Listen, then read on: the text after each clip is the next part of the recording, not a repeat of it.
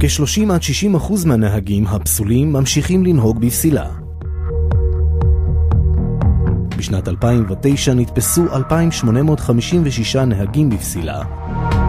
מאות מהם היו מעורבים בתאונות דרכים. הסכנה הקיימת בהמשך לנהיגתם של פסולי הרישיונות הינה חזרה לכביש למרות שהורחקו בשל ביצוע עבירות חמורות כגון חציית צומת באור אדום, מעורבות בתאונה, נהיגה תחת השפעת אלכוהול ועוד. סכנה נוספת היא הזילות של אכיפת המשטרה. האפשרות לשלילת רישיון נמצאת בידי בתי המשפט, קציני המשטרה, משרד התחבורה והמכון הרפואי לבטיחות בדרכים. העונש בישראל לנהיגה ללא רישיון הינו מינימום 3 חודשים, מקסימום 2 מאסר.